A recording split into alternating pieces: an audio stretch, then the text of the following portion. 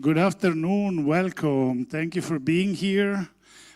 Today we have a lot of interesting and exciting news to tell you. But first of all, I wanted to tell you a little bit about where we came from, because this year is actually the 20th anniversary of Arduino. It's a big, yeah. And so I wanted to tell everyone where we came from to understand exactly also where we are aiming in the future.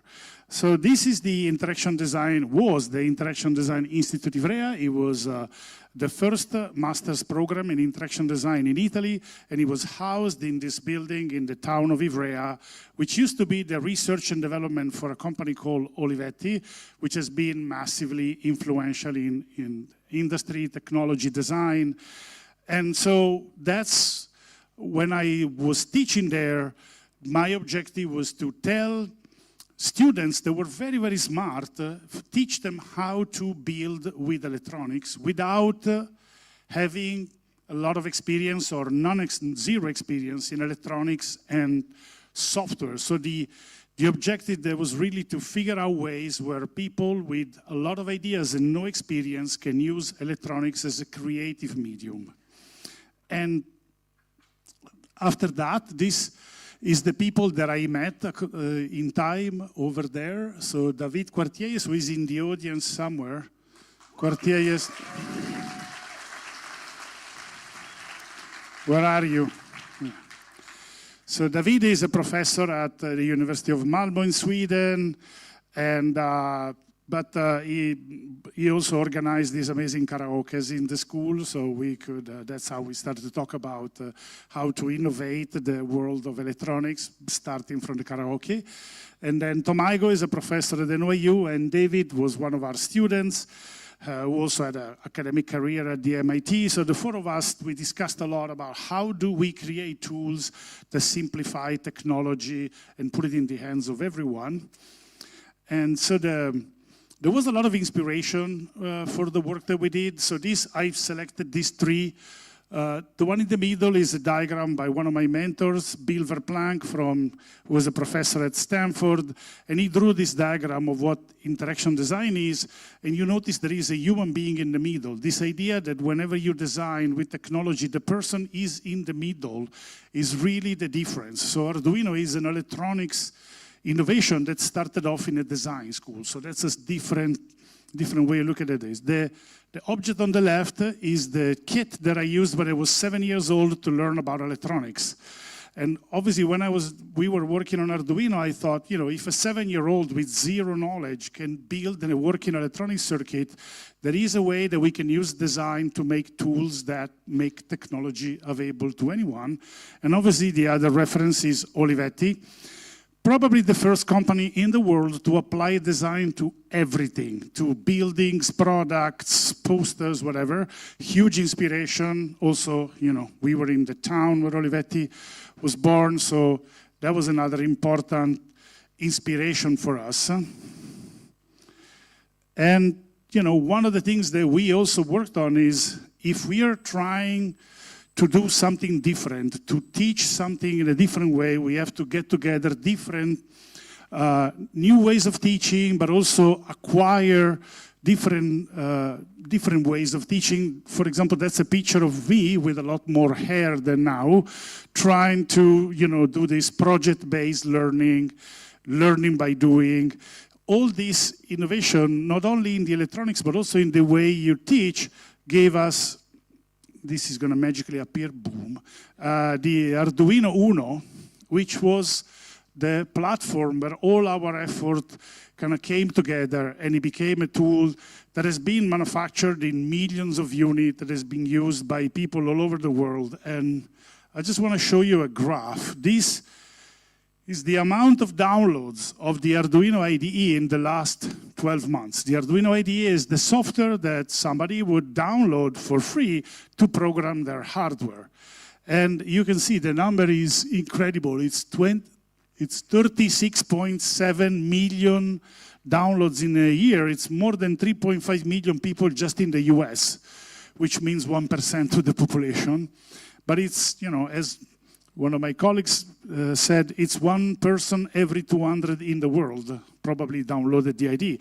So it's very clearly one of the most successful software development environments that exist. And but let's talk about a little bit about our strategy and also where we're going in the future. But to do that, let me call on stage my friend Fabio Violante, who is the CEO of Arduino. Incidentally, he's also the guy who said, look, there is this school who is looking for someone who can do hardware. Here's the business card, write to this lady. And that's it, here we are, 20 years later. Perfect. I'll give you the microphone. Oh, you're mic'd up. I have the microphone I'll leave here. you. So hello everyone, it's very exciting to be here with you today in this exciting opportunity. And of course, I joined Arduino not as a co-founder, but I joined in 2017 and took over a big heritage from the founders, trying to develop, still being cohesive with our mission of empowering anyone to innovate by making complex technology simple to use. When I started, I saw a huge community of people using our platform, buying our products, and engaging among each other to develop more software, more creative stuff. And we figured out that there was not a single type of user, but there were many types of user in our community. Of course, education. We are big in education. Arduino has always been in education, but also makers. The entire maker movement started with Arduino. All these crazy little projects you see maker fairs every year and in every place in the world, but also creative people doing home automation projects, robotics, everything is there. But last but not least, a lot of enterprise were using Arduino as a prototyping tool, and they were asking for something that can be used to scale their experience.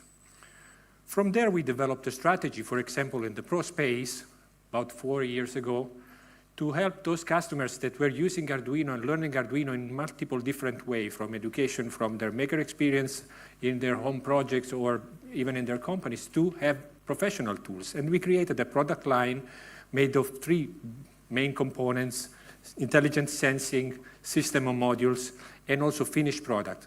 Today, Arduino has a PLC line of products that is used by thousands of industries in the world. So we started working around this portfolio, but we also had to do a big effort and investment in order to support in a more comprehensive way their experience. So we created what is called the Arduino Cloud that gives people the ability to develop software, and also today, thanks to large language models, to develop software with the help of AI in order to lower the barrier to entry and stay loyal to our mission, but also to connect those devices and create a full experience of IoT and Edge AI in partnership with companies that we met along our journey. And one of them is Edge Impulse. You will see a lot of people from Edge Impulse here, and it's a pleasure to have them integrated in our platform even before they joined the Qualcomm family. And I think that in order to enable Edge AI use cases, you need to have a solid foundation of hardware. I will not go into the details, but we moved from 8-bit microcontroller from the very beginning, that was a very powerful and is still a very successful family of products from Arduino, to more sophisticated technology based on ARM Cortex architectures, going up to Cortex M4, M7, and even combination of microprocessors and microcontroller. This means a lot of effort from our team that I'm so thankful at all levels, from our R&D team that was able to put together a big picture in a relatively short amount of time. And I think that there is an important event today, and you may wonder if we are calling you here just to talk about the history of Arduino and how intelligent we are, but that's not the case. So I think that today the world is characterized by a lot of new things. On one side, software defines everything. So this is a big quantum leap. So from software-defined radio to software-defined vehicles, buildings, the software is a very important component in our life today. There is a second aspect, that is the fact that more powerful and accessible tools are available today, and programming languages and new paradigms are emerging. And this is very, very important for shaping the future and the strategy of every company. And the common denominator about this revolution is also the rise of AI. AI is becoming a powerful tool in everyday life, but also for embedded devices, for robotics application, for everything that is close where the reality is. And we cannot ignore, because even our users, our makers, our students in our community are really willing to exploit what is possible with AI applied to the physical world. So starting from that, of course, AI is not a simple topic.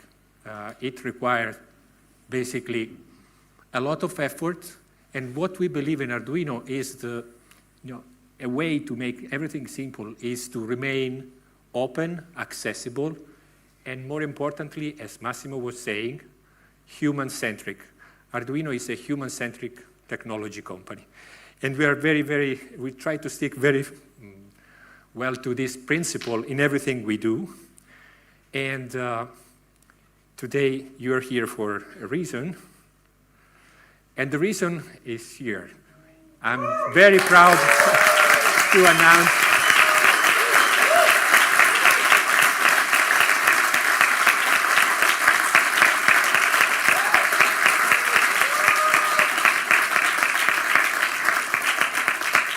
that Qualcomm acquires Arduino, and of course, it's a big moment, a very emotional moment for me, because we've been working night and day to make interesting technology.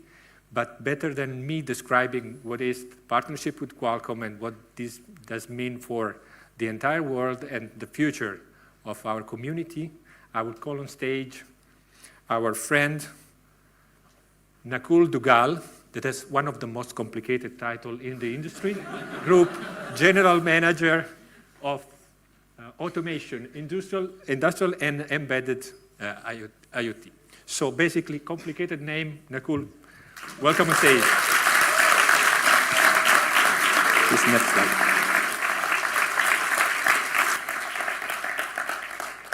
Fabio, thank you. If you want to remember anything about my title, it's the Embedded IoT part. Fabio, Massimo, thank you so much. I think this journey over the last year has been fantastic, and congratulations for all of the success that Arduino has been able to accomplish over the last 20 years. We admire Arduino, and that's one of the primary reasons we are here. This is a big moment for the company, and let me maybe start off with drawing some parallels. Qualcomm celebrated our 40 years in September of this year. Qualcomm was founded by two professors, Dr. Urban Jacobs, Dr. Andrew Viterbi, very successful professors, very successful businessmen. And the DNA of Qualcomm runs engineering. We are all engineers. It's something that is very close to how the company's foundation was built. And all of us who've been in the company for a long time, this is actually a very important point in time for us, because this is something that we take very seriously. It's a big responsibility for us. Let me explain to you what that means. We've been a technology company from the inception. We have invented wireless communications. The company invented CDMA, expanded over to 3G, 4G, 5G. We've been very successful in taking technologies that we built and made them globally scalable. We built entire ecosystems, from handsets to infrastructure to chips, major business programs, scaling this across really every region, every major market, every ecosystem. Over the last 20 years, we've expanded from communications into smartphones. We are one of the world's largest smartphone chip providers. We've expanded into IoT, into automotive, into compute. And what is very clear to us as we look ahead, as Fabio described very well, The world is becoming much more software-centric. Tools are in the hands of smart young people that can program. Programming paradigms are completely changing, and the foundation is AI. AI is going to change the way that the next type of product is built.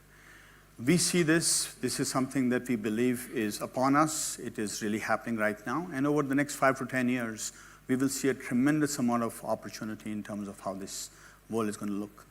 And that is going to create the opportunity for a variety of different products to get built.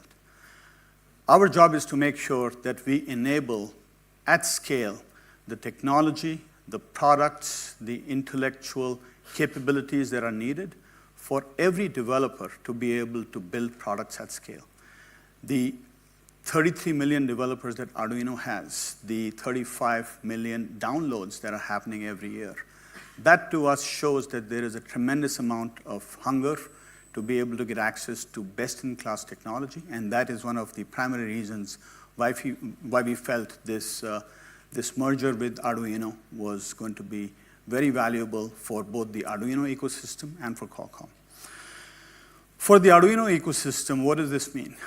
We believe that the ability to have access to more technology, more capability, and acceleration where the entire ecosystem is able to move faster, prototype faster, build proofs of concept faster, and commercialize faster is just going to bring AI in the hands of every end customer, every end enterprise. For a company like Qualcomm, we want to be able to make sure that our technology touches as many end ecosystems as possible. And we are already seeing the scale at which this ecosystem is able to work. Going forward, for us, what will be very important is to make sure that Arduino remains an open ecosystem. We're going to set Arduino up as an independent subsidiary inside Qualcomm. So we make sure that all of the goodness, all of the community, all of the open source ethos that Arduino has is fully maintained. And this is something that is foundational for us. Could we advance to the next slide, please? And this is something that is foundational to us in terms of how we will approach the way that we work with the Arduino community. We're having some technical trouble. Bear with us.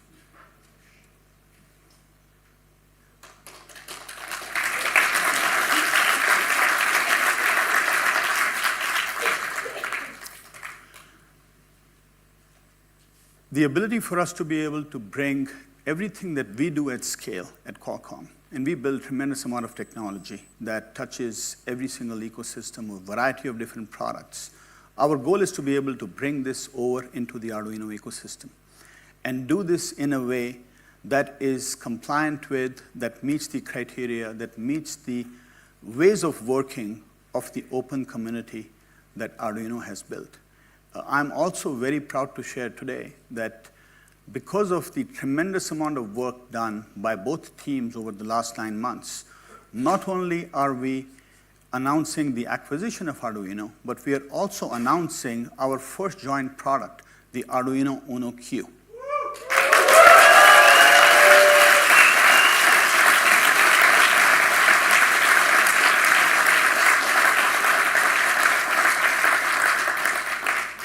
Why was this important? We already understood that for us to be able to walk in your shoes, for us to be able to walk in the shoes of the Arduino community, we have to embrace the way that you work. So what we are very proud to show you, and you will see demonstrations outside, is how we have not only embraced the way that the Arduino ecosystem works, but we have adapted, we have changed the way that Qualcomm delivers hardware, delivers software, delivers the capabilities, the documentation, the ways of working that will make the Arduino ecosystem understand how they can get access to a very large footprint of products, IP capabilities that will allow you to be able to accelerate the work that you're doing. Secondly, as I mentioned in my earlier remarks, we are going to make sure that Arduino remains an independent subsidiary inside Qualcomm. This is something that I understand is important to the ecosystem, as it should be. And for me, one important success criteria is that the change of ownership should really have no bearing to the entire Arduino ecosystem. To support this,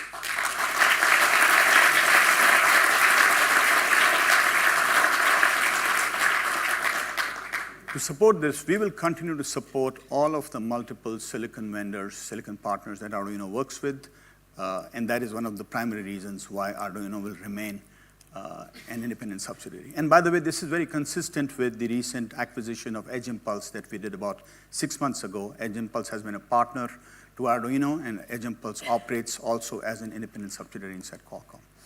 These are very important criteria for us, and I appreciate all of you being here.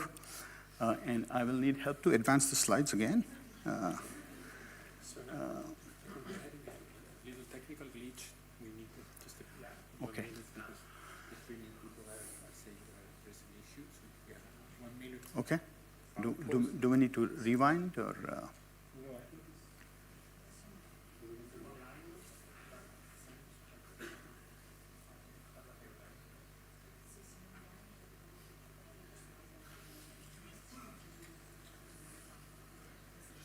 Sorry for the. Apologies.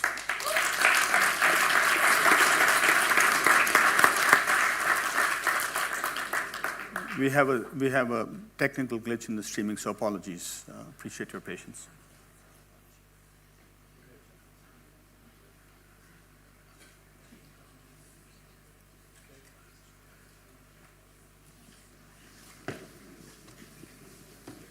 Yeah, we need a couple of minutes to resync the streaming.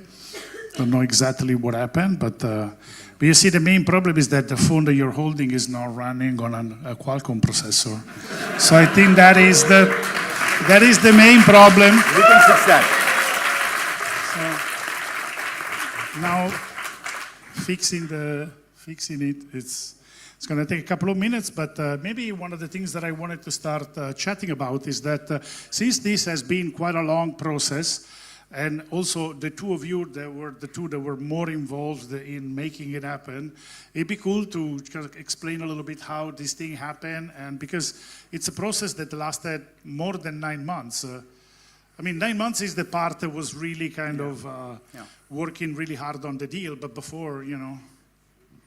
Yeah, I think it's a good question. For us, when we started to look at the opportunities in the embedded space about, let's say, 2 years ago, what was very clear was that while there was a lot of processing, a lot of connectivity, the ability for AI to be deployed at the edge democratically was really very early because AI itself was evolving. There was a tremendous amount of change in the market. But ecosystems like Arduino and many others were still not at the point where they could democratically use AI as they had previous technologies. So for us, what was very important was to make sure that we worked with ecosystems, and at some level we embraced ecosystems that would allow us to be able to meet our ambitions. When I had a chance to meet with Fabio, it became pretty clear that he had exactly the same thinking. And so it was, very easy conversation. Fabio's a great guy, and No, and it was funny because if you remember, I just went to the wrong Qualcomm office. Yes, so you had to wait for me for 30 minutes. It's like a wrong phone. That was funny enough, but I think the alignment was really great. And also, I speak for our engineers, for us, the Qualcomm technology was a dream because we wanted, since many years, to get your technology in the Arduino products. So, and the alignment on the vision for the future was really great. So this is a partnership that started at the industrial level.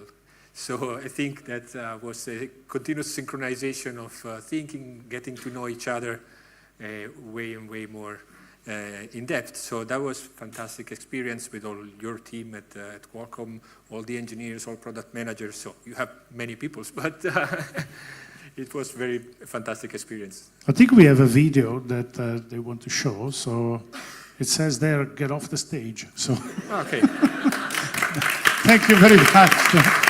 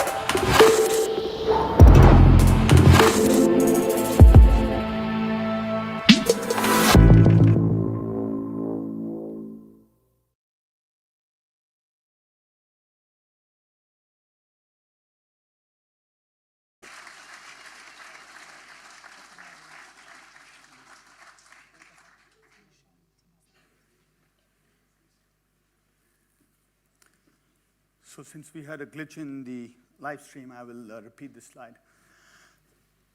As you could see from the announcement of the Arduino Uno Q, this is something that we are taking very seriously. For us, it's very important that we are part of this community. We embrace the community. We do all of the things that are needed, that you expect of us. And so for that, first of all, a big thanks to the Qualcomm team and to the Arduino team for being able to put in some tremendous amount of work over the last 9 months to be able to pull this off.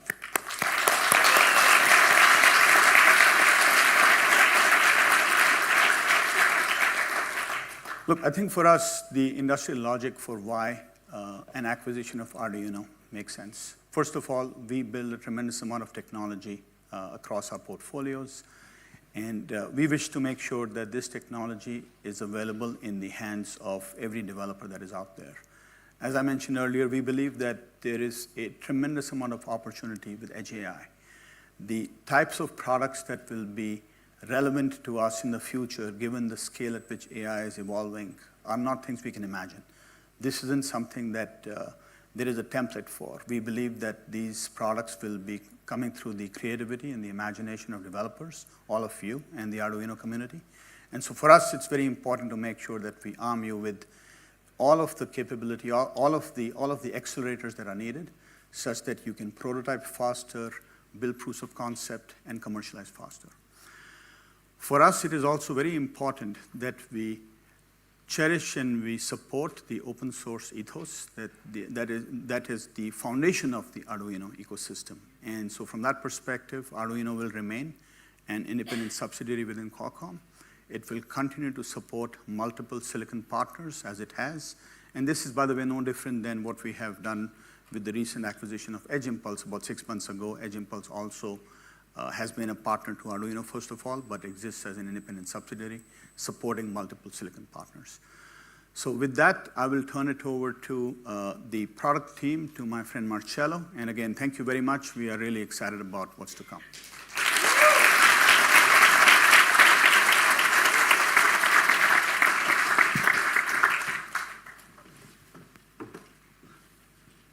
Hello, everybody.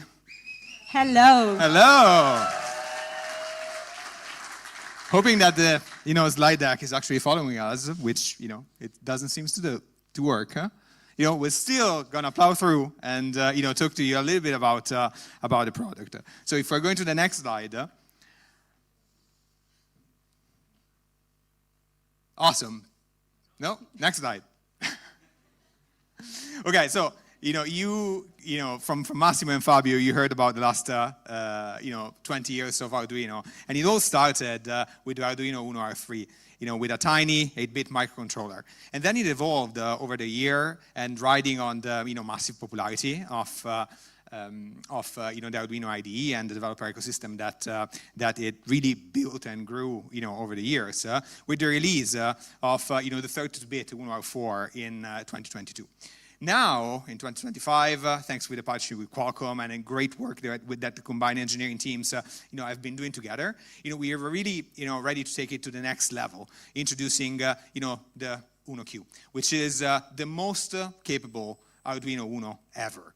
And, this is really, if you're going to the next slide, really thanks to the hybrid design of Arduino Uno Q that combines Qualcomm Dragonwing QRB2210 microprocessor, going to the next slide, with an ST Microelectronics microcontroller in what we call a dual brain architecture or a hybrid design. At the same time, on the software side, it combines the power of Linux Debian with Arduino Core running on Zephyr OS.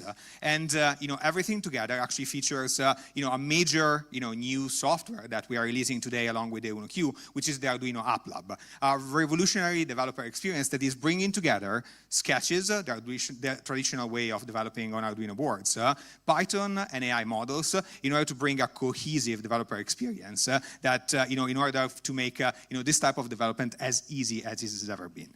But of course, the Arduino Uno Q is an Arduino Uno, and thanks to the Uno form factor, is compatible with Uno shields and the larger ecosystem of shields that there are out there. But at the same time, it also features quick connectors to connect Modulinos, and also in the back, a brand new connectivity and expansion port that we call Arduino Carrier, in order to connect directly to high-speed GPIOs that are accessing directly the Qualcomm chip. We really see the Uno Q as a Swiss Army knife, and more critically, it continues in the tradition of openness that Arduino has really brought through for over the last years. And on the hardware side, we are releasing. If we're going to the previous slide, thank you. No. Yeah, we are talking about. Sorry. Yep, this one. Great, thank you. On the hardware side, we keep our commitment to openness by releasing the layout and the schematics with open source licenses, and also on the software side with brand new Arduino App Lab, along with the examples being released with open licenses. Going to the next slide, I will leave it to Marta to kind of go a little bit more in depth about all the features and characteristics of the Uno Q. Thanks so much, Marcello.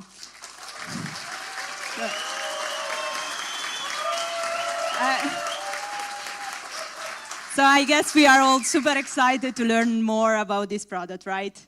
As you can see, the Uno Q is basically a great combination of dual brains. So first of all, on one side, we have the Qualcomm Dragonwing 2210, which is basically managing all the high-level tasks and all the really high-performing projects that you would like to do with your board. On the other hand, we have an STM32U585, which is running an Arduino core, so all the Arduino sketches, all the Arduino libraries you are familiar with, over a Zephyr operating system. But the good part about it is that you have a dual brain architecture, but it's not complex at all in order to program it, because you get access to an Arduino bridge library, which is basically managing all the complexity to put the two sides of the board into communication.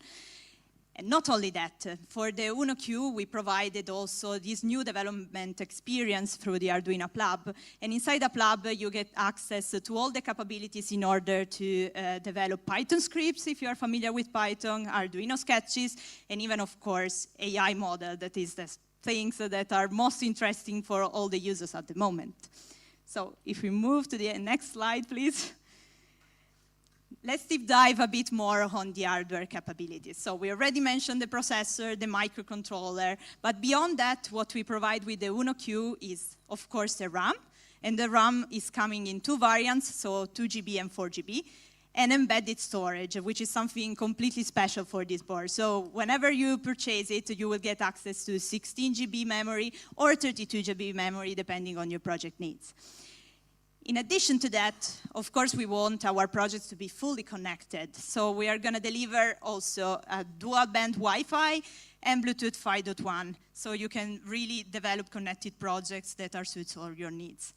And then we have a USB-C port. The USB-C port is not a simple programming port that you can use in order to develop all your code, but is also the peripheral that allows you to power up the board and to have access to tons of other possibilities, because you can basically plug in your USB-C a dongle and you get access to monitor, keyboard, webcams, whatever you need for your project. And of course, we kept also the LED matrix because everyone loved it on the Uno R4, so why not? Then, this product is still an Uno. So, it's still an Uno, so since it's an Uno, we had to guarantee compatibility with the full Uno ecosystem. And what does it mean? Next slide, please. No, next. Okay, perfect, thank you. We get access to the compatibility with all the Arduino Uno shields that are in the market. So on the top of the board, you have two connectors that are the standard Arduino Uno headers with the same pins, and you can plug in any Arduino Uno shield in the market. and just test it out right away, leveraging the same sketches, the same libraries that you are all familiar with. But then, of course, this is a processor-based board, so we had to expose also all the capabilities of the processor, and this is the reason why we had the two high-speed connectors at the bottom that open up the possibility to tons of new applications, because you can basically plug a carrier board that are coming soon in the market, and you will get access to peripherals like MIPI CSI, MIPI DSI, audio signals to make your projects really super fancy. And then we decided to keep also the quick connector, because the quick connector guarantees compatibility to plenty of I2C sensors and actuators that are in the market, including the Arduino modulinos that you can even connect in daisy chain up to 50. So really the possibilities are toneless. But of course, this product needs to be programmed somehow, and this is where the Arduino App Lab comes into play. So the Arduino App Lab is a framework that is combining all the programming experiences that you need in order to make your UnoQ to perform at its best. So you have access to Python scripts and edit also, of course, all those Python scripts, Arduino sketches, AI models, libraries, whatever you need, but without the complexity of having to deal with Docker containers or all those stuff that many people in the market do not even know they exist. And so, which is the experience that we are expecting on Arduino App Lab? So, first of all, you need to, of course, to start playing. And playing means having access to App Lab, open one of the examples. There are plenty, trust me, we developed so many. So you can just take one and run it on your board, and it will run right away. So you don't need to write any line of code to do so. Then, of course, you need to start understanding how it works, and you might need to start adding that example. And that means that you can start tinkering. So you take one of those examples, you customize the code, you change some peripherals, you might change the sensors that the example is using, and then you are ready to start learning how the full App Lab works. And the learning experience is not only try and test and trial and error, but basically you get access to tons of documentation embedded inside App Lab or available through the Arduino documentation website, where you can find, tutorial, application notes, all the stuff Arduino is super popular for. And so you can take inspiration and start develop your next project without having all the friction at start. And then, of course, you will become the master of App Lab. And when you are the master of App Lab, means that you are going to be able to develop your app completely from scratch, starting from zero. So you even grab one of the existing code that you have already developed, or you develop something completely new. There are all the tools there in order to do so. But how can you run App Lab? So App Lab, of course, can run on your PC. So you basically download it, and you have access to all the capabilities of App Lab. You can grab your UnoQ, connect it via USB-C, or if you are under the same network, even wirelessly, and you can program your board. But then, of course, this is a PC. So what does it mean? That you can take your UnoQ, you connect a USB-C dongle to it, monitor, keyboard, mouse, webcam if you need, microphones, whatever that is needed for your project. And App Lab will come directly pre-installed in your device. That means that you don't need to do anything. You just switch it on, you run your example, and then you are ready to go. So I really hope you will enjoy it. So Marcello, what do you think about it? We are super excited. So. Absolutely. Is it exciting, guys? Okay, so Arduino UnoQ, we kind of we scratch the surface, and it's really a high performance computing at the reach of the bigger audience that has ever been. And also we are really happy to really bring UnoQ at an incredible price. But we're not quite ready to share the price because first we want to really kind of deep dive on a few key characteristics that makes UnoQ what UnoQ is. And to start with, I actually want to show what is the early results of us putting the UnoQ in the hands of enthusiasts, innovators, professional developers and teachers. And along the next presentation, you will actually see a few examples and some testimonials. And I will actually want to start with two cases in industrial scenarios. The first one is actually a partner of ours that took the UNO-Q just a couple of weeks back, and they made a nice PLC out of it, with the UNO-Q inside it, and it's a ready-to-be-used product. And they, thanks to the ease of use, both from a hardware and software side of UNO-Q, they were able to turn this thing around in just a few days, compared to several months that usually is the development life cycle of this type of products. But before getting to Manny Singh from Qualcomm that will talk to us about the chipset that is really featuring UNO-Q, we want to launch a video, the testimonial of Margherita Faragata from RDT Solution that is sharing her experience with using the UNO-Q in an industrial environment. Thank you so much. Enjoy it.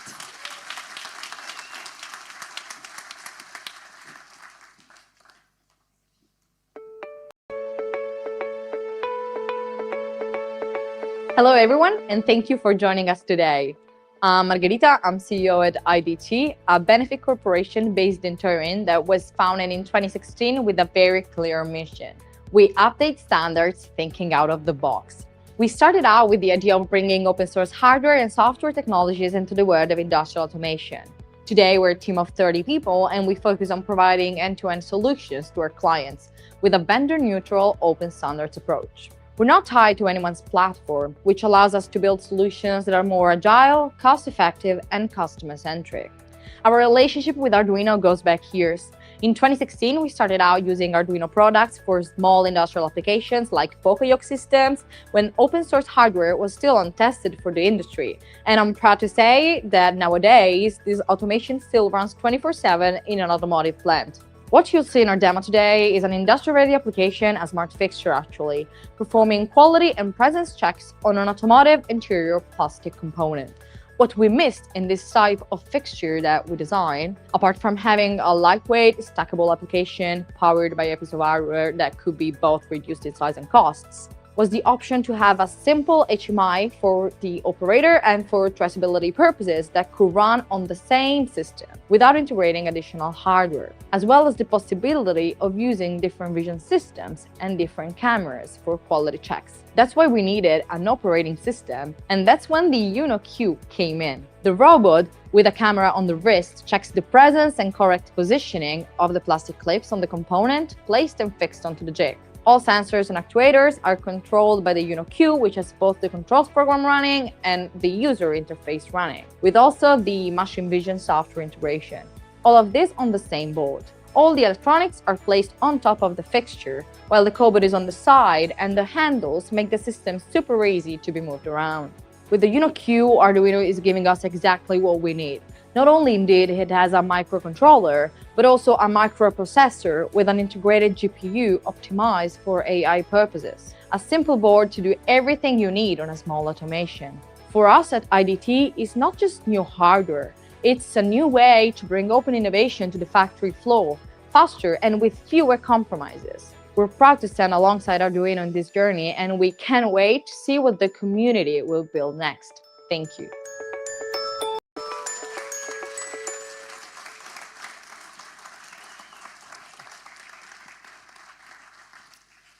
All right. Good thing I have only one slide, so we don't need to worry about skipping.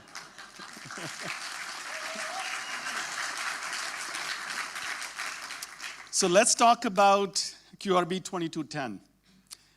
QRB 2210 is our entry-level SoC that is purpose-built for developers building intelligent, smart, connected edge devices.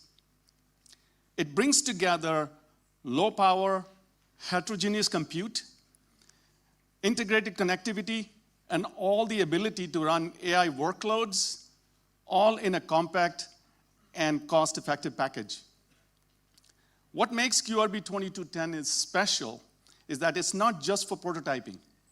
This is a production-grade silicon with long-term availability, giving developers a clear path to go from idea to deployment. Under the hood, QRB 2210 has a quad-core CPU up to 2 gigahertz that gives you enough headroom to run vision-based navigation, for example, control loops, and connectivity workload, all simultaneously without any bottlenecks. It also includes a 3D graphics accelerator that allows you to build rich UI experiences with OpenGLES and run parallel compute workloads with OpenCL. There's a dedicated VPU with hardware codecs that allows the developers to run streaming, recording, and processing video efficiently, freeing up the CPU cycles. It has a low-power DSP that allows you to run audio and voice processing even when the processor is asleep. You get a dual ISP. This is for stereo vision and advanced perception, and a DSI display support that allows you to seamlessly integrate with screens. And all of this is in 1 watt of power envelope. 1 watt.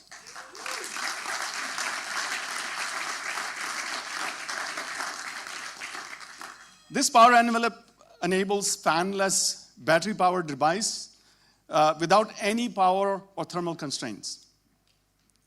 And it is designed for real-world operation with a wide temperature range for reliable operations in different environments. And here's something the developer community is going to love, that it supports standard Debian Linux.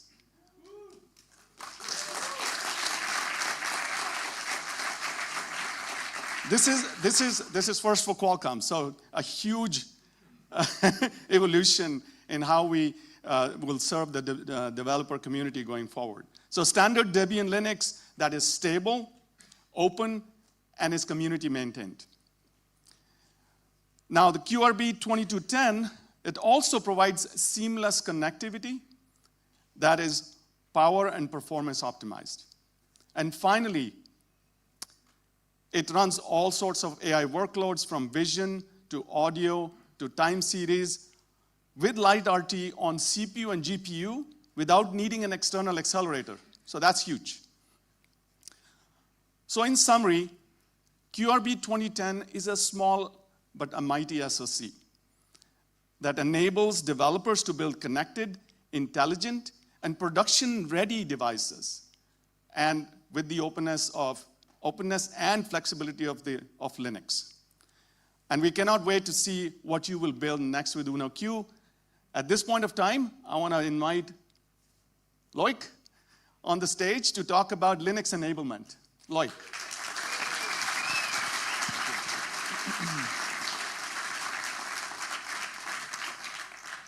Thanks, Manny. So from hardware to software, I'll talk a little bit about software. So, hi everyone, I'm Loic. I'm part of the open source engineering at Qualcomm. My team is not here this week, they're traveling, but I know they're watching. So my team is lots of upstream maintainers contributing to Linux, Mesa, U-Boot, lots of upstream open source projects. And they were extremely excited to join forces with Arduino in this project. The Arduino engineering team is simply amazing. They truly get open source, they understand community, and it was a real pleasure to work with them.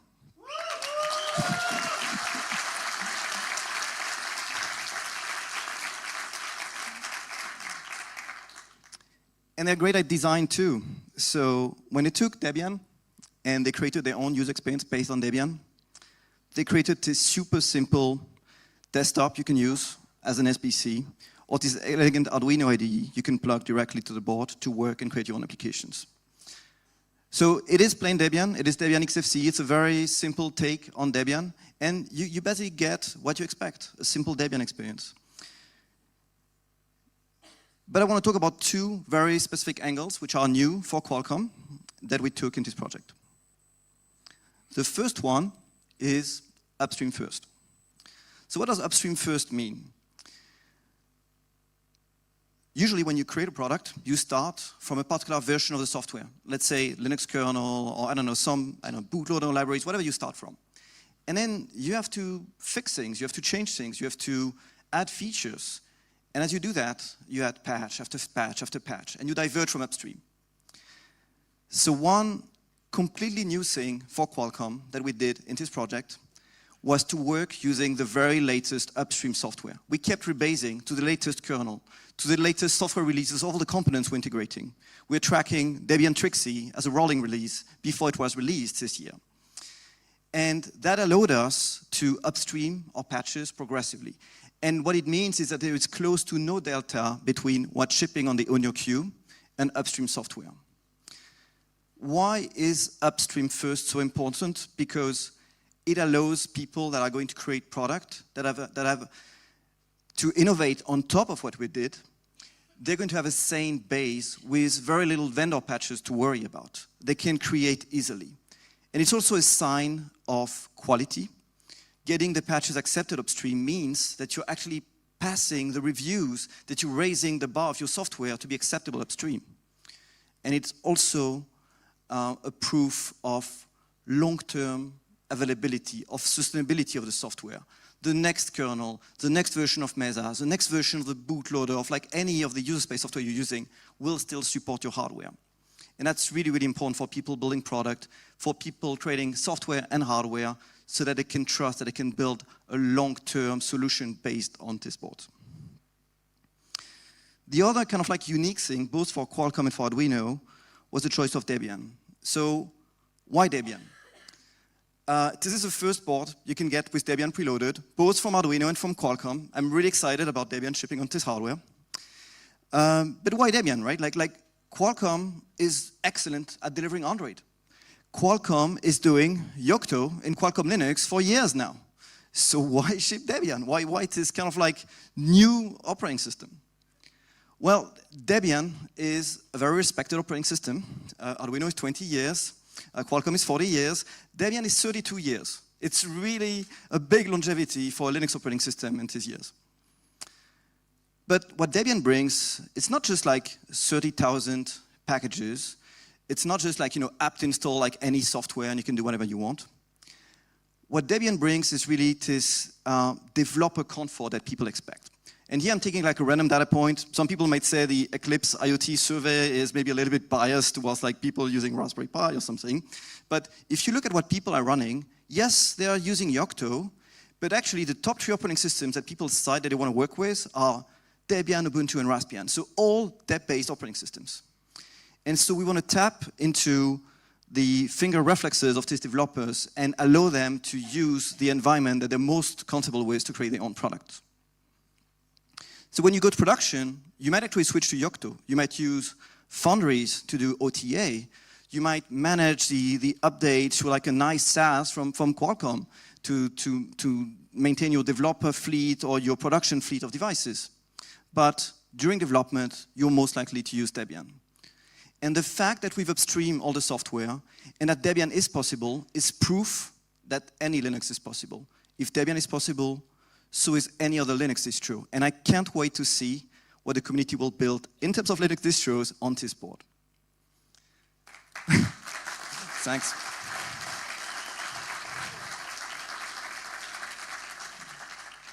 But the UnoQ has 2 brains. I talked about the Linux brain, and I'm going to pass the mic to Benjamin, who's going to tell us about Zephyr.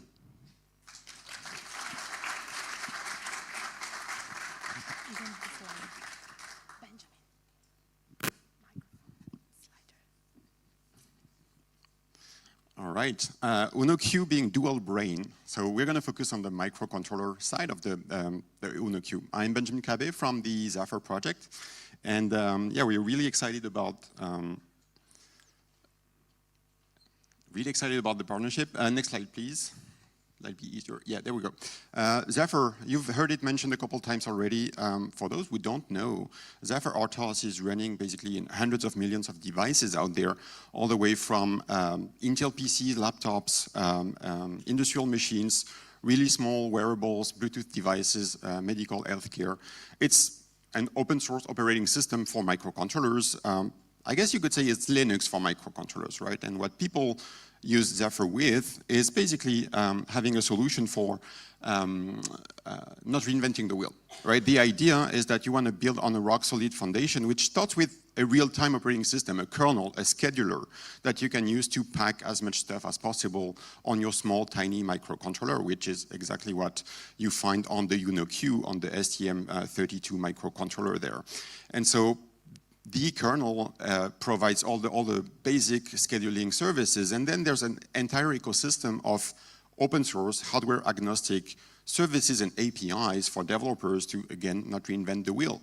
Leverage file system APIs and integration with cryptographic silicon, et cetera, And so people, system integrators, product makers, developers, they build on top of Zephyr, and that's exactly what the Arduino community and the Arduino company has been doing, standing on the shoulders of giants, building the Arduino core on Zephyr. So what this means effectively for developers is that, as Marta mentioned before, it's still the Arduino Sketch and Arduino programming language that people have learned to love over the last 20 years or so. But under the hood, it's Zephyr. It's this sort of rock-solid, validated firmware that's already there. And when developers write their Arduino sketches, they effectively only compile, deploy the very few lines of codes and bits that is their actual application. So this makes for a much faster sort of like developer experience. Like you deploy your sketches way much faster. And again, for most developers, like historical Arduino users, this might not change much. You still use your Arduino setup, Arduino loop in your sketches. But under the hood, there's this thing called linkable loadable extensions, which effectively allows the Zephyr operating system to dynamically deploy the sketches on top of, again, an already built and validated firmware. And if you wish, you can dig deeper into the Zephyr ecosystem and start leveraging in your sketches some of the things that make Zephyr actually quite powerful, starting with the scheduler. You have many things that you want to run on your microcontroller to interact with your sensors, your actuators, and whatnot. You can leverage that. Maybe you want to leverage some of the tools from the Zephyr ecosystem to create a software bill of material for your application, because, I mean, Cyber Resilience Act is around the corner, and that's one thing that Zephyr supports out of the box. And emulation and testing, et cetera, et cetera. So I've actually prepared a small demo that shows everything in action. So yeah, let's see the demo, and don't blink, pun intended, because it's going to be pretty fast. But showing you here, as the video will start showing up, a UNO-Q using some sensors, Modulino sensors.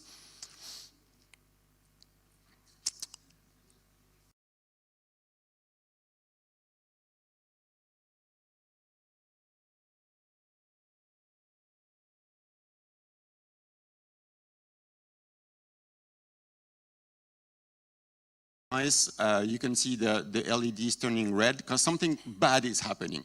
And so that's running on the MCU, but then, like Marta mentioned, on the microprocessor using Python, I could easily put together a GUI, a website that pulls the data from the sensors, visualize them in real time, and in fact, I went slightly further and actually used some of the Zephyr APIs to dig into all the processes that run on the board. And you can see that it's more than just my distance proximity detection thingy. There's also a bunch of other things. And whenever an alert is detected, the microcontroller, gets really busy and runs this critical task. In fact, it can actually run this critical task all the meanwhile I'm deploying a new application on the device.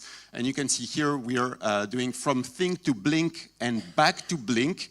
This went really fast, but basically right from the microprocessor brain, I did deploy a new application. One could say a container that's running alongside what I already had, and this is all made possible by Zephyr RTOS and all made possible by everything that came before it, like the Arduino philosophy and Arduino way of life, Arduino IDE, and also Arduino App Lab, which I've been using for this demo, and I think we're going to hear a bit more about it just now. So really excited to see what you guys will build with it.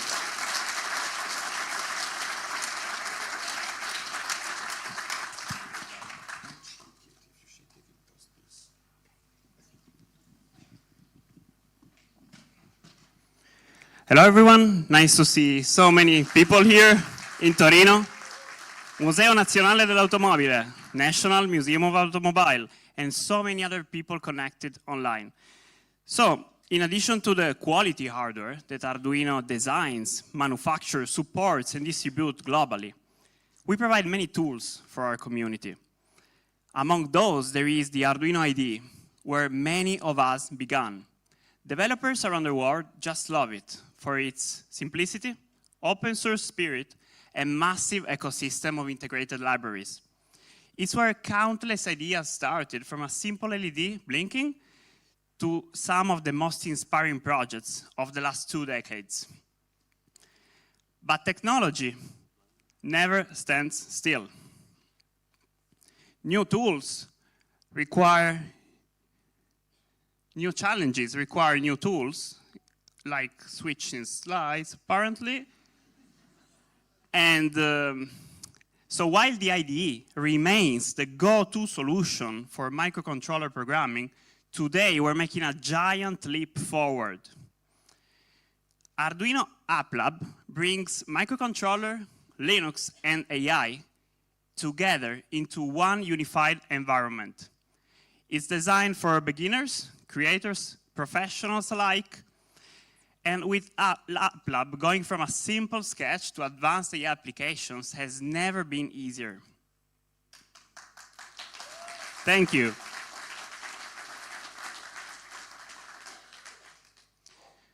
So, Arduino Apps allows developers to seamlessly combine Python code that is running on a microprocessor with C code running as a sketch on the microcontroller. This means precision and flexibility side by side in one single project. That's a world of new possibilities. Yeah. So, before we unpack all of that, let's do a little step back. Libraries are at the core of our user creativity, right? It's just what it is. Thanks to our amazing community, as of today, we have more than 8,000 available libraries, and the number is growing on a weekly basis. So libraries simplified hardware programming, but today developers need tools that can simplify advanced computing. That's where bricks come in. So if you try to run an AI application on an embedded system, you agree with one thing: it's complex. However, with bricks, it becomes simple. For example, let's say that you want to combine computer vision with real-time motor control. You will just need to pick the object detection brick, the right library, snap them together, and you're done. It's pretty much like construction toys, but in this case, what you're getting is an application that can think. So, what actually are bricks? You can think as digital building blocks. A brick is a modular software component that you add into your project for advanced functionality. Under the hood, a brick provides a Python library with a simple API. It automatically deploys Docker containers with AI models, complete with dependencies and optimized for the hardware. No installation hassle. So, as Marta said with Marcello before, App Lab comes preloaded on UnoQ. With App Lab, there are preloaded AI models. For example, object detection, sound recognition, and anomaly detection, and more. These models give users instant access to AI-powered applications. Users can browse, filter, and download models directly, or train their own model through seamless integration with the Gimpulse. And the best part, all models run directly on the board, no cloud required. So now, how about we see it in action? What do you think?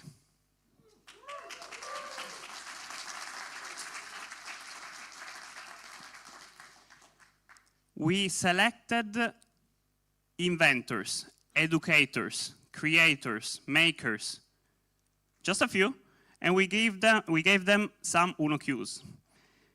They came up with the craziest idea. So the first one that I want to invite on stage is someone very passionate about robotics, YouTube, of course, with 1.3 plus million followers, and Star Wars. Please welcome on stage from the UK, James Bruton. Hello. Hey, James. Welcome. Thank you so much for being here. So, tell our audience who you are, what you do, before we dive in. Sure, so my name is James Bruton, and I'm a YouTuber. So YouTube's actually my full-time job, creating YouTube videos. And part of that means I have to build things people will click on.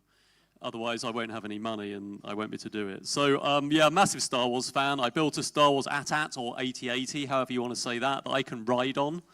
It only walks at 60 meters an hour, but, you know, it's not for practical reasons. Neither was the ball-wheeled bike, which is omnidirectional. It balances sideways like a Segway, but it has balls as wheels. And I also built another bike which has 4 wheels, which are on the wrong way round. So each one has 16 little wheels at 45 degrees all around it. So it can do some pretty crazy things, and basically it screws itself along. And of course, all of these projects have Arduinos in. The AT-AT actually has 5, because there's 1 in each leg and 1 in the controller. That's pretty cool, James. And when we gave you the Arduino Uno Q, you thought about a vehicle, right? A vehicle, and we're in a motor museum today, so I thought a car that I can ride on would be a really good project to show it off. So basically, I built a car which is driven by one of the AI models, which is the face detection example using the object detection brick. So I'm really much more comfortable with the Arduino code than I am on Linux and Python and AI stuff.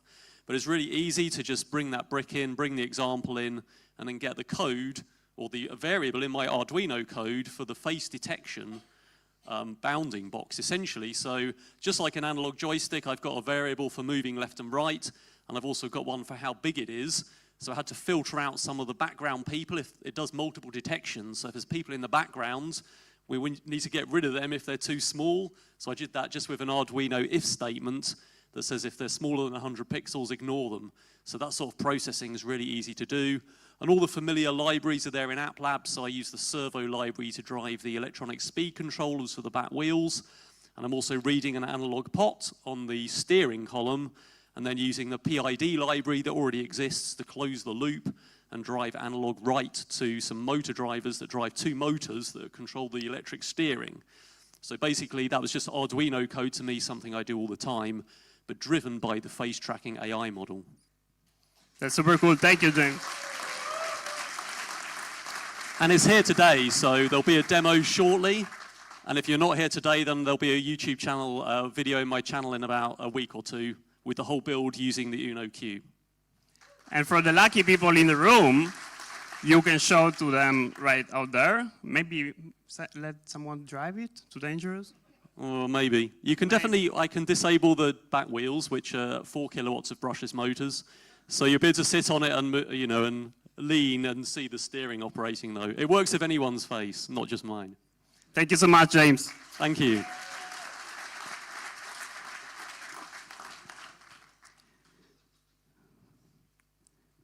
So, as you all know, at Arduino, we believe in learning by doing. That's why App Lab is packed with ready-to-run examples that are more than just sketches. So they combine Arduino code, Python, and AI models so you can start quickly customize freely and see results instantly. Among those examples, one that I really like is the Hey Arduino example, right? It's a wake word. When Uno Q hears Hey Arduino, does something. There is someone else that was very inspired by this example and built on top of that. Directly from Barcelona, artist, inventor, and educator, Monica Rikic.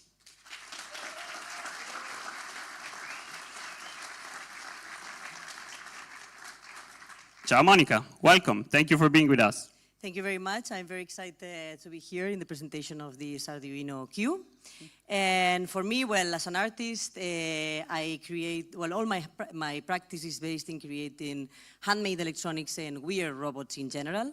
And obviously, nothing of this could have been done without the Arduino. And I always remember the very first time I was introduced to this tool.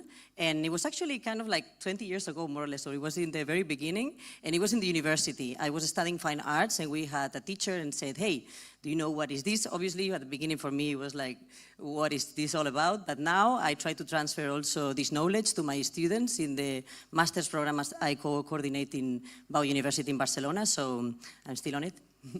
That's pretty cool. Yeah, we've been collaborating for a while. I remember you were also one of the heroes of the Arduino Exactly. R4, right? I was one of the Arduino stars, Arduino R4 stars. And I also introduced that tool to my students in class directly right after.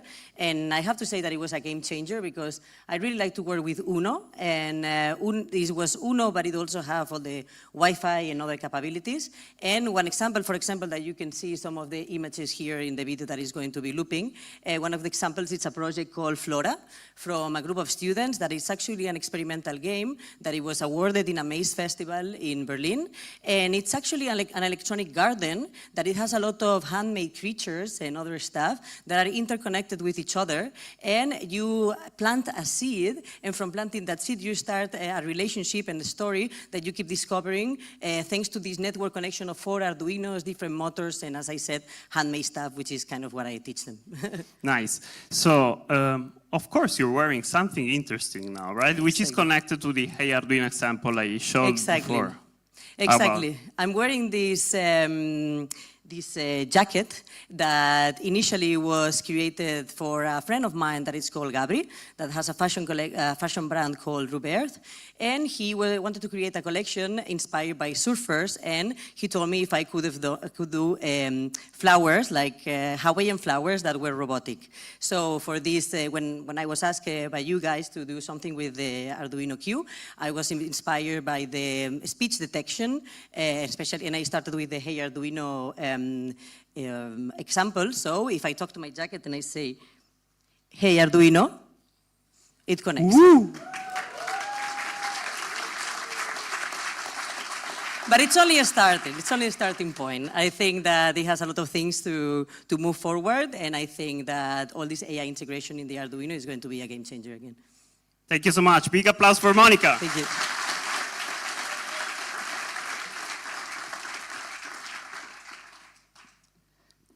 Okay, now, so from art to home automation, one of the biggest hobbies and passion of our huge community. So the next speaker is local. He's an Italian content creator, but he's big in Italy. A lot of youngsters are inspired by him. I was inspired by him, not a youngster anymore, but yeah. So he has a channel that's called Overvolt. And they started with 3D printing. He owns a plane. He's a very creative person. So I'm going to let him invite on stage and tell you everything about it. Marco Romboli from Overvolt. Hi. Thanks for having me. Absolutely. Thank you for being here. So Marco, tell them who you are, what you do, please. So, I'm Marco. I'm a full-time creator and a YouTuber in Italian. I actually started with a drone, not really 3D printing. And I started with an Arduino 11 years ago. Me and a friend of mine decided to build a drone. And the drones were not a thing back then. Nobody knew about drones, but it was just a more stable helicopter for us. And we decided to do all the control with an Arduino Uno that we had available back then. So we started like programming Arduino and building this drone and filming ourselves doing it. And we started this YouTube channel to upload the videos we were doing about this project. And yeah, 11 years later, I'm here. We've done many projects in DIY stuff. My passion for drones has evolved, as you said, in planes. I became a pilot, and then yeah. That's very cool. So what did you do with the Uno Q that we handed you, what, 3 days ago, 4 days ago? Yeah, like 3 days ago. I did a little demo project. It's an alarm, an intruder detecting alarm with the AI human detection model. So we can detect humans and not your cat roaming around the house. Makes sense. So if you arm the alarm, you can do it either via the web interface or physically with a Modulino button. And when you arm it, it detects humans with a webcam. And yeah, if it detects a human, it starts firing the alarm, like sounding a buzzer and stuff. That's pretty cool. And of course, again, you can check it out outside, but we will do some content maybe also for the people who couldn't make it in Torino, right? Sure. So I'm interested in your developer experience using AppLab and Uno Q. So how was it? It was very easy to just drag blocks and build on these bricks, and yeah, the experience is cool. It's cool also to have one unique thing one unique place to program both in Python and in the Arduino C, and everything in one place. Thank you so much, Marco. Big applause for Overvolt. Thank you.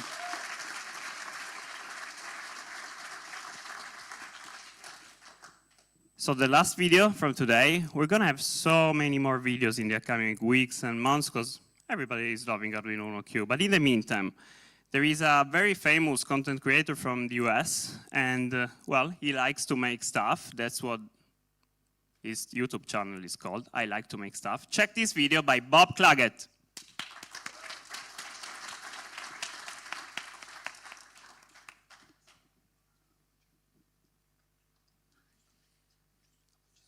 Hi, I like to make stuff. On YouTube, I build all sorts of stuff, from furniture to droids. I work on cars, really whatever's interesting on any given day. And today, I'm working on a tool checkout system for my shop. When people borrow tools, it's really easy to forget who took them and when they took them, so I'm trying to keep track of that in a database. To do that, I'm adding RFID stickers to my tools and then reading them with an RFID reader. That goes to the database and checks them in or out, but that doesn't actually tell me who took the tool. So taking advantage of the Arduino Uno Q, I'm also taking a picture of the person holding the tool and then emailing that picture to myself. Now all this stuff happens on the Uno Q because of its dual architecture. On this single board, I can read sensors, I can work on databases, I can take pictures, I can send emails.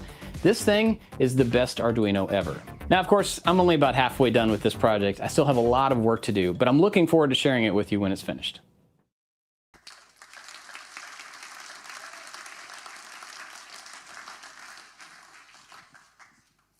So Bob couldn't make it, unfortunately, but thank you for giving us the video, Bob. You will see his content soon. So, you know, Arduino DNA is all about user experience. And so how do we continue to lower the barriers to technology for everyone? With AppLab, we've designed a clear user journey consistently with Arduino DNA. First, you begin by playing with the pre-made examples, ready to use, and you get inspired by them. Then you move to the tinker phase. You start tweaking, customizing them, making them your own. Then you can approach learning through the guided material that's available directly on AppLab. Last, you'll master it by creating your own application from scratch and training your own model, your own AI model, on a Gimpulse. Now, to show how model training works seamlessly in this journey, I'll now hand it over to Alessandro. Thank you.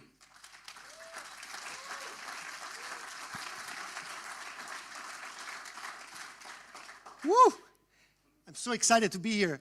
It's amazing. We've been working on this integration for a few months now, and it's really exciting to make it available to everybody. I have to go to the next slide. We live... the other way, okay. Yeah, we live in a messy world. The world we live in is changing all the time. Every space, every product, Every person is behaving slightly differently, and there is no one size fit all. This makes our world messy, but also very beautiful, very diverse, right? And we have to adapt. The world is not a perfect lab. We have to develop models that are able to behave and understand the world we live in. That's what makes purpose-built edge AI models really important.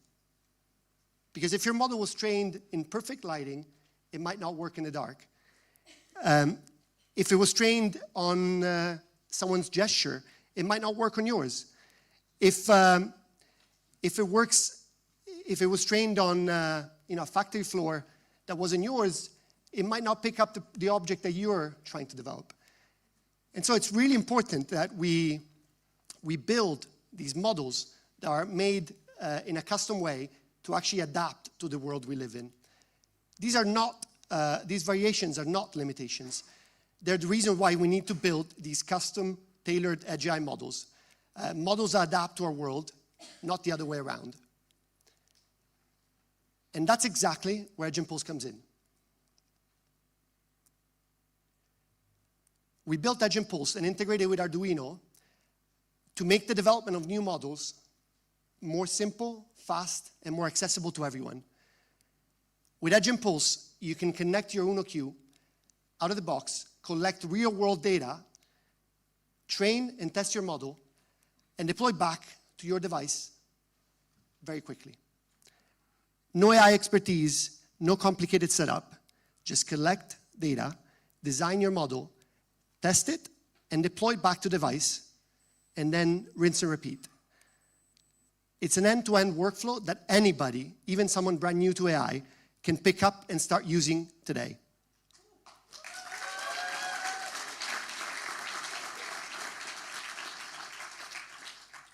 And now let's see it in action. I wanted to show you a simple example of a face detection example to show the simplicity of how to go from data collection to model deployment. First of all, we connect the board to Edge Impulse Studio through the Edge Impulse Linux CLI. Once the board connects, we see it live in Edge Impulse Studio. We then go to data acquisition and start collecting data. We just did this a few minutes ago of me on stage, and you see the data coming in. And then we label it. We label it using Edge Impulse AI labeling. This is a quick and easy way to do labeling of batches of data using Gemini. And now we build an Impulse, a full AI pipeline using YOLO Pro, and we train the model. In this case, we used the YOLO Pro Nano. And then we download the model on the board using the Edge Impulse Linux runner. And you start seeing the detections coming in. Here is the live stream from the board that shows you myself on stage and my face detected. Woo!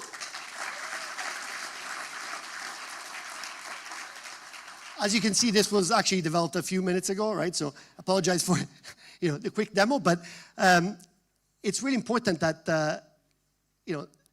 this looks like magic, right? But actually, what's really cool here is that this simple workflow doesn't just apply to this simple demo, right? This applies to any use case, any product that you want to build, any industry, and you can really build your custom model, right, to understand your world in a very simple way.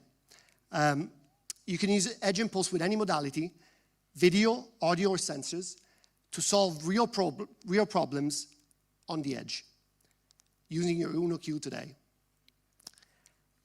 In wearables, AI models are running directly on the device, for example, and they can detect health signals or recognize user movement, all privately on device. In automotive, Edge Vision and audio models can monitor driver focus or detect unusual mechanical sounds instantly, even when offline. And in industrial settings, cameras and vibrations can be detected to detect defects on production lines. Different modalities, different industries, different use cases, but the same simple process to collect your data, train your model, and deploy it back to your device. That's the power of Edge Impulse and Arduino, enabling intelligence everywhere, from the tiniest wearable to the largest factory floor. And everything you just seen is live today, and you can go access it from App Lab or Edge Impulse and start building your own model right now. Because the best AI model isn't the one trained in someone else's lab, it's the one trained on your data for your specific use case. Thank you.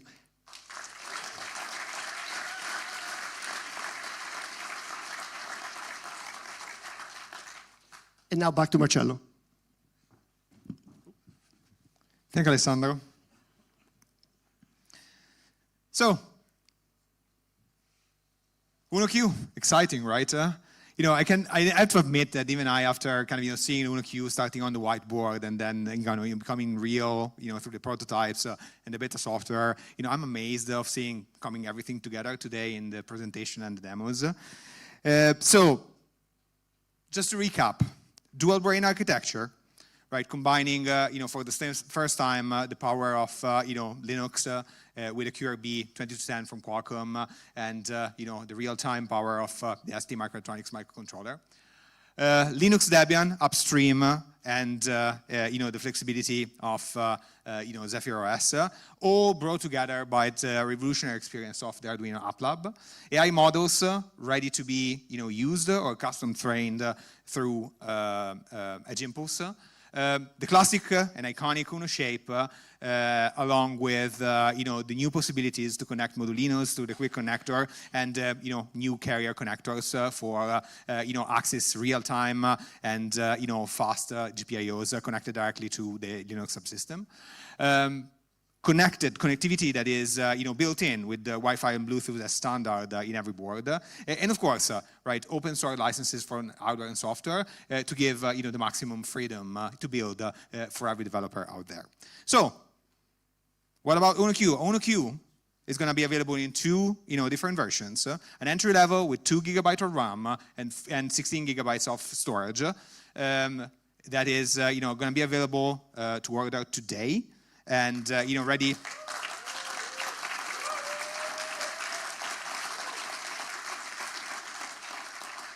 And ready to ship by October 24th at the amazing price of 39 euros or $44, depending on the market.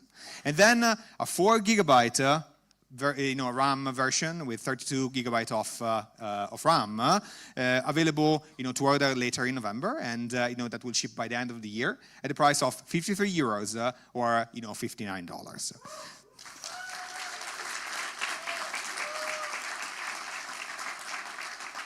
Amazing, right?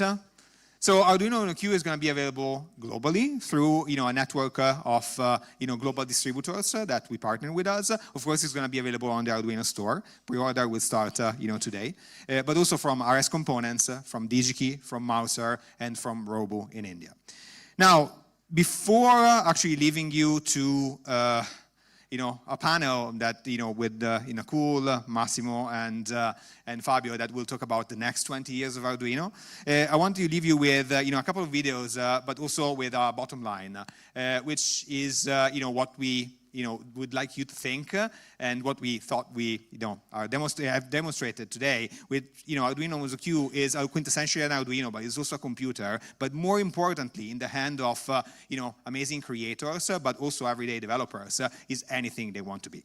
So hang tight. We'll show a testimonial from our distributors that are as excited as we are about the UnoQ, and then in a minute we will have a panel. Thank you so much, folks.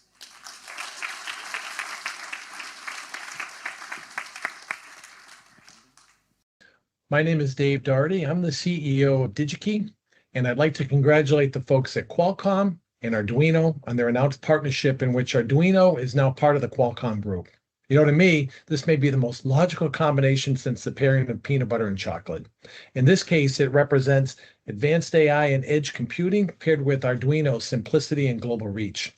This relationship is being introduced by a specific product, the UnoQ, effectively adding a single board computer with a Linux-supported MPU and a real-time MCU, joined with the flexibility of the Arduino platform, supporting all of the Arduino shields and the Arduino Apps Lab.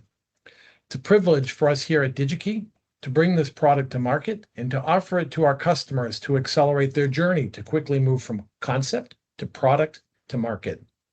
So again, a big thank you for those at Qualcomm and Arduino that made this possible, and to our design community, we can't wait to see what you do with this new capability. Thank you. Hello, I'm Russell Razor, Global Vice President of Supplier Marketing for Mouser Electronics, here to congratulate Arduino and Qualcomm on their exciting new alliance. For Mouser customers, this partnership represents a significant opportunity. Developers and engineers now have extraordinary access to Qualcomm's advanced AI and edge computing, paired with Arduino's intuitive design and global community. Engineers of all levels can now create faster, smarter, and more efficiently than ever before. This partnership is accompanied by the announcement of the new Arduino Uno Q, a next-generation tool powered by Qualcomm Dragonwing technology and featuring a dual-brain architecture that combines Linux functionality with Arduino innovation. Whether you need the power of a microprocessor, the precision of a microcontroller, or both, the Uno Q delivers it all on a single board. That means faster prototyping, smarter products, and easier learning. From smart consumer applications and robotics to edge AI prototyping and building automation, this board gives engineers the keys to enhanced development of AI-driven solutions, ushering in the era of AI in a blink. Mouser is proud to be a key distributor of the new Arduino Uno Q, with imminent stock availability, providing engineers worldwide with this easier access to groundbreaking product and helping them accelerate their ideas to market. Mouser values our partnership with Arduino and Qualcomm, and together we look forward to driving the future of collaboration, innovation, and accessible technology for all. Good morning, good afternoon. My name is Richard Curtin, and I'm the Senior Vice President of Product and Supplier Solutions here at the RS Group. Let me firstly say a huge congratulations to the team across Arduino and Qualcomm on this transformative deal, where we now know that Arduino is part of the Qualcomm group. Huge congratulations to everybody that's been involved in the journey to today. This partnership represents a significant new era for developers. We are going to be unleashing new access to AI and edge compute, backed with Arduino's extensive ecosystem and world-class software capabilities. And today we learn of the first product milestone, the launch of the Arduino Uno Q. Exciting, right? Based on the Qualcomm Dragonwing, this product now is going to enable developers access to a new standard of prototyping, product development, ideation, and how engineers and developers learn this new and evolving technology. We know that our customers love Arduino. We already service tens of thousands of Arduino developers around the world, and the news today is only going to accelerate this further. Our community at Design Spark is ready and poised to help drive this technology out across the community platforms, and we are incredibly excited about getting the new products and software packages in the hands of our developer customers around the world.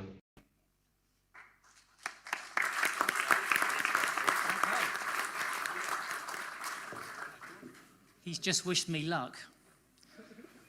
Nobody told me when I was coming to this that I was coming to a rock concert, or at least that's what it feels like. So, welcome to our rock stars. Come on, team.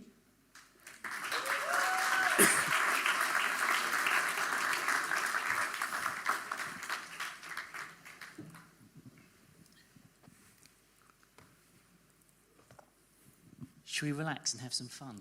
Yeah, I think so, absolutely. No, the light is a little bit strong. But it's been very exciting, hasn't it? I'm not sure I can take much more of this. We've been hearing all about Arduino. We've been hearing all about, I think, two very important words to these people out here.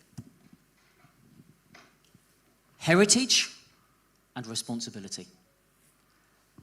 That's what's most important to them out there, because they've been believing in you for over 20 years.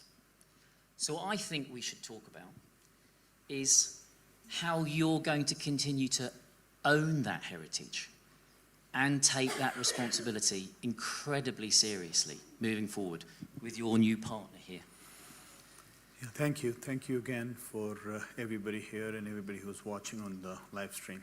I touched upon it in my remarks, and I was very happy to see all of the content creators actually use the Arduino Uno Q. You know, it has a Qualcomm processor, but it really is an Arduino heritage product. The way that we developed the product was to work very closely with the Arduino team. Our relationship with Arduino in terms of a development partnership is maybe 6 months old. And so the way that this came together was that the Qualcomm teams that have been working on this project supported the Arduino teams with the ways of working that Arduino expects us to be able to go support. The Debian work that Loic talked about and Manny talked about was one of the first times that we've actually done something of that sort on one of our products. So we are making this acquisition because we believe tremendously in what this community has been able to build, and that is the responsibility that we take upon ourselves. We also believe that this community needs to be able to not just convert ideas into proofs of concept, but also to be able to commercialize, and that is something that we certainly know a little bit about.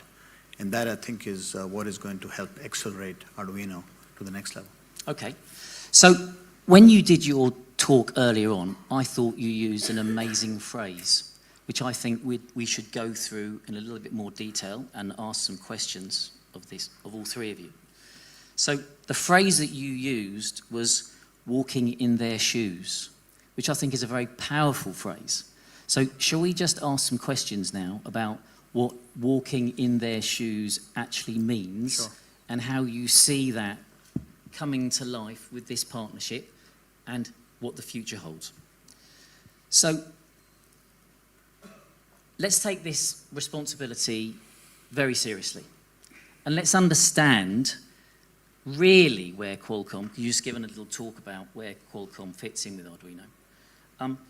Tell us sincerely where you see this partnership going with Arduino, and from a Qualcomm point of view, because you come from two very different backgrounds, very different heritage, and these people out here and the people listening to the live stream, they have to trust you moving forward. So just give us a quick summary of where you see that going. Yeah, maybe a little bit about the Qualcomm journey that we've been on over the last 5-7 years or so. As you saw in my title, I run the automotive business, the industrial, and the IoT embedded business. We kicked off the automotive journey about a dozen years ago, and that was a business that we knew very little about. We are now one of the leading chipset vendors in that business, and as you can imagine, the automotive business and the smartphone business are not similar in any way. There is a lot of technology that is shared, but in terms of businesses, that they could not be more diametrically different. The reason I use the example is we know how to live in somebody else's shoes. We know what it takes to build cars. We know what it takes to do safety. We know how to do quality. And we learn that not because we know the meaning of those words, but we know what it actually means to do them by organizing ourselves to be able to be in that position. I think the journey with Arduino is really an example, an opportunity, really, for us to be able to start to embrace what it means for a developer to be able to get access to the type of technology that we build, the type of technology that students need, that hobbyists need, that obviously enterprise and prosumers need, and what are the building blocks that they're used to that we need to be able to embrace. And I think by organizing Arduino as an independent subsidiary within Qualcomm, that's the first step. that allows us to make sure that we don't disturb, we don't impair, we don't come in the way of the Arduino way of working. And then the second step is we essentially make sure that we learn what the Arduino community needs by seeing it through the lens that the Arduino team sees it as. And I think you saw one very good example, frankly, today with the Uno Q announcement. Okay, so Massimo, tell us what this means for your community, because that's what Arduino is all about. It's all about your open source, your community, and independence of design. So for you, what does that mean for you moving forward with this partnership? Well, I think one of the things I found very interesting when we started to talk about this partnership is that I really appreciated the fact that Qualcomm wanted us to continue to do what we do, so to work with multiple vendors, to be as open source as possible. And also looking at what we do, Arduino produces and releases a ton of open source software for free. And obviously to be able to do this effectively, it was becoming more and more important to have a partner with big shoulders and powerful technology, especially when you start to look at AI. I spent quite a bit of the last few years working on TinyML, Edge AI for Arduino, and obviously with the microcontrollers we got to the limit, so we needed someone with the right technology, and it's not that there are a lot of companies with this technology. So for me, it's important that we have a partner with super powerful technology that understands where we come from, what we believe in, and wants to keep everything we do as it is, even more open effectively. Because I would say if we had stayed independent, to be honest, we would have probably have to be more careful with open sourcing some of the things that we do. Yep. But with a partner like Qualcomm, we can be even more free to open what we do. And I think that was super important, and I would like the community to understand that this is a positive thing that allows Arduino to continue to deliver on the promise, on the dream, in a way, for a long time. Okay, good. So let's bring Fabio in here and talk a little bit more about the Uno Q itself and this phrase dual brain.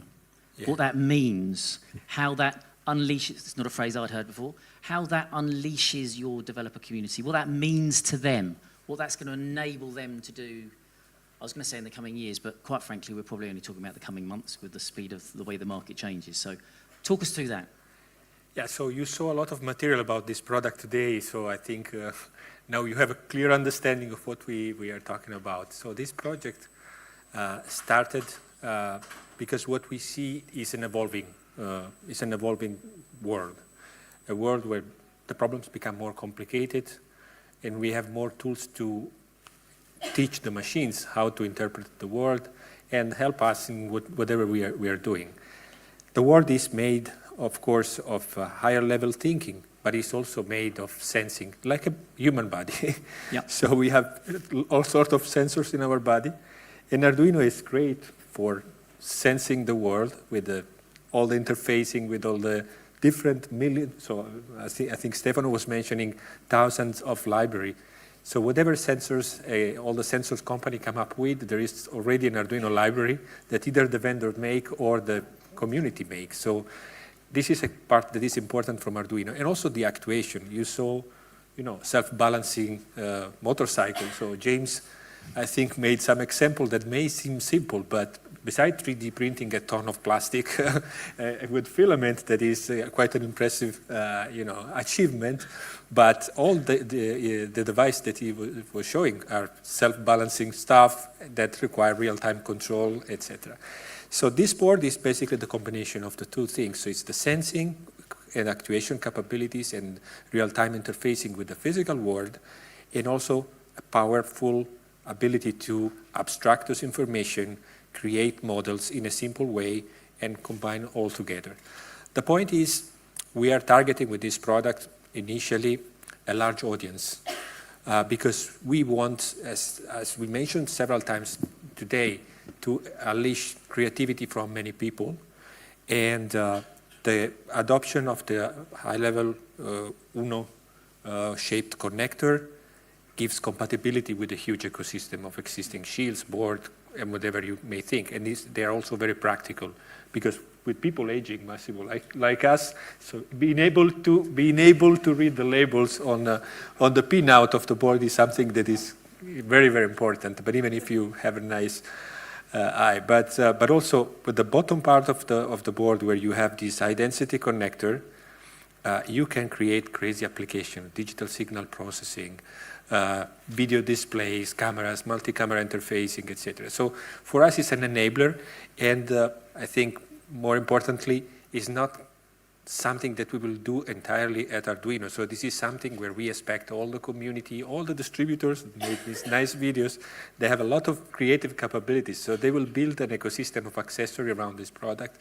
So in a nutshell, I think the idea was to do a quantum leap compared where we are today that is still rooted in problems that our makers and surrounding us in our community are asking for. So they did this with 3, 4, 5 products stitched together with wires going from one place to the other. Think about a robot. Now, in a concise manner, you have a single device. Prior to that, you had to hook 3 or 4 things together. So that's the philosophy of the product, accessibility, and the software. You saw a lot of software. The software, again, is never enough. Yeah. So it's a lot of work. Unleashing creators. What a lovely phrase, turn of phrase that is, unleashing creators. So, Massimo, how is this going to unleash creators? Express what that means.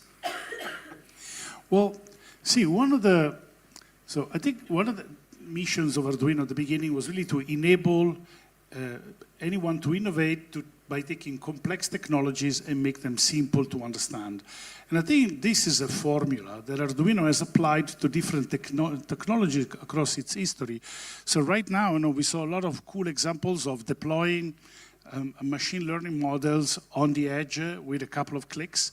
I think that kind of user experience is what enables the most unexpected people to actually come up with innovation. And I think one of the nice things about Arduino is that I bumped into so many people who built innovation and they were completely unlikely. There's a famous story of me taking a taxi in Barcelona and the taxi driver was making a product with Arduino. He was making a startup with Arduino. So, if you think about it, that's to me the power of unleashing the creativity is really to take the people who you wouldn't imagine as an inventor, give them the tool, and the tools now are AI tools.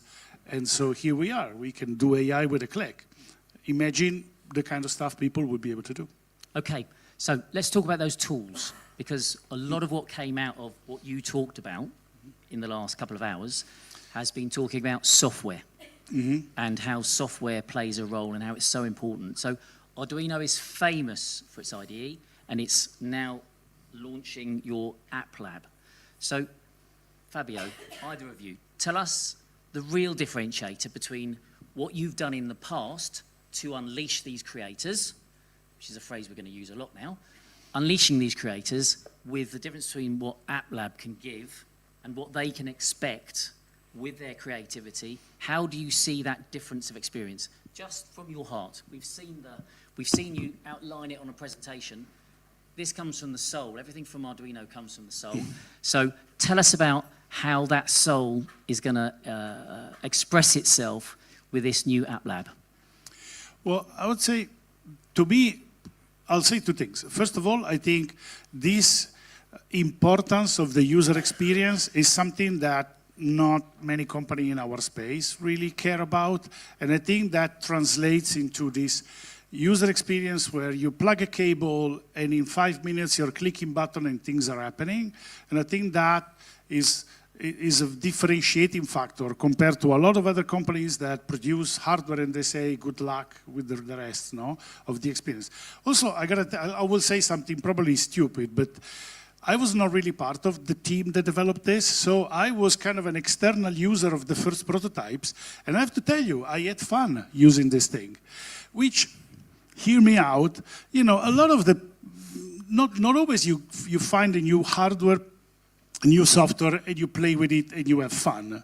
So to me, obviously it's a stupid, simple way to look at it, but I had fun playing with this. And so when you have fun and then you have like crazy ideas and you make something interesting, so the fact that you have a user experience and a tool that makes it fun for you to invent something, Yep. I think it's a good differentiating factor, it's a good touch. I don't think fun is not to be underestimated, and it's not stupid. So, we started this talk about trust and the relationship that you're going to have with Qualcomm. Very, very important. There'll be a lot of people on the live stream and people in the audience thinking, will this bring about change? What's going to change? Is my love affair with Arduino going to change? So, would somebody like to take the question? And I'm looking directly at you, Fabio. So maybe you should take this question. How you can reassure them that you can trust them, that this legacy is in safe hands and things are not going to change and you're going to continue to unleash their creativity. Yeah, thank you for this simple question in this context, but...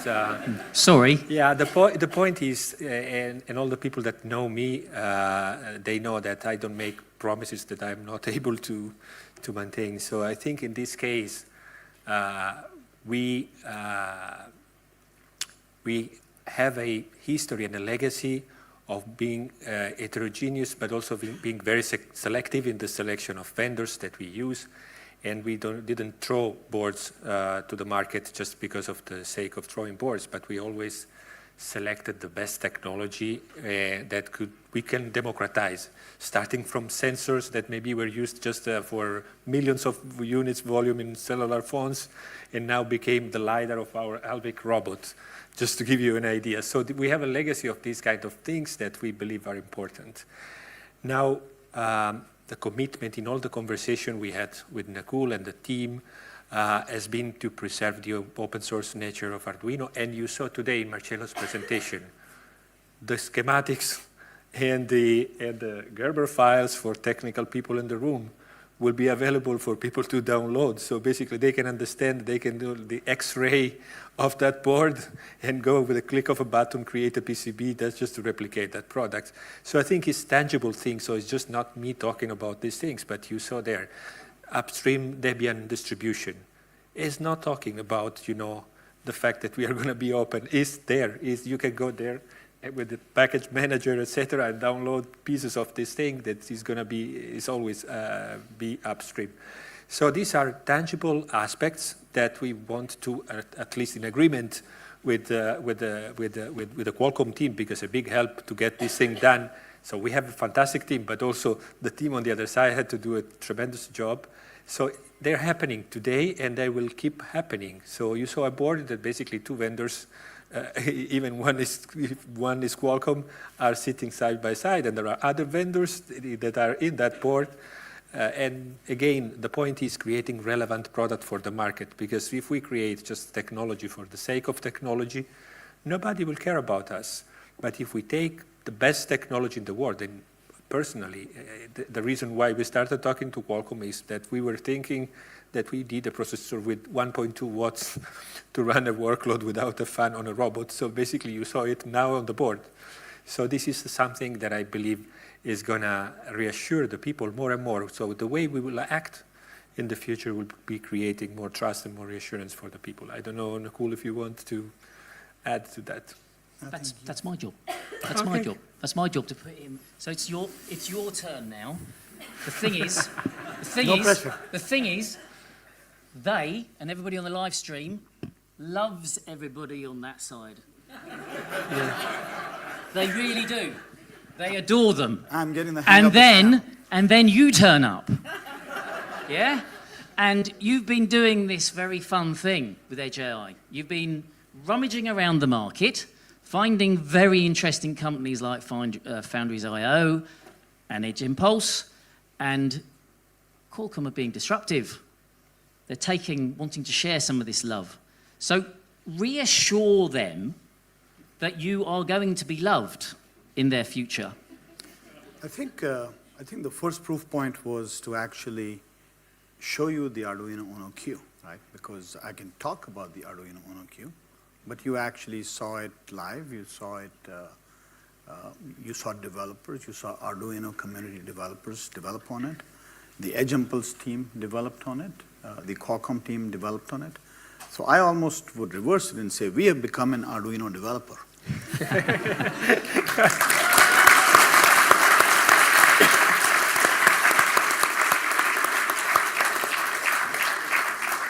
And that was not rehearsed. Yeah. Are you feeling the love? I am, thank you. Good, good.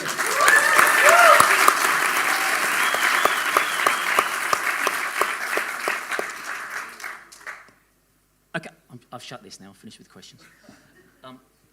I think the most important thing out of this little final last bit was that the reassurance about trust, about authenticity, and the future. Nobody can even see into tomorrow, let alone the next month, the next quarter.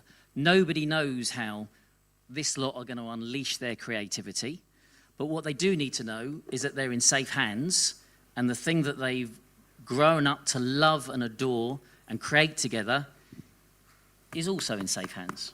Absolutely. So, thank you very much for this little chat. Thank you. Thank you very much. Thank you.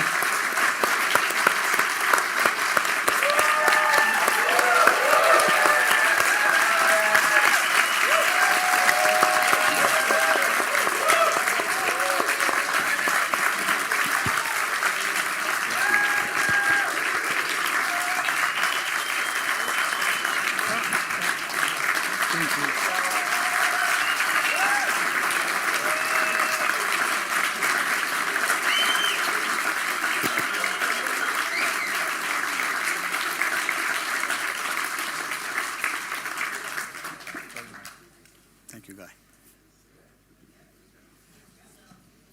So guys, maybe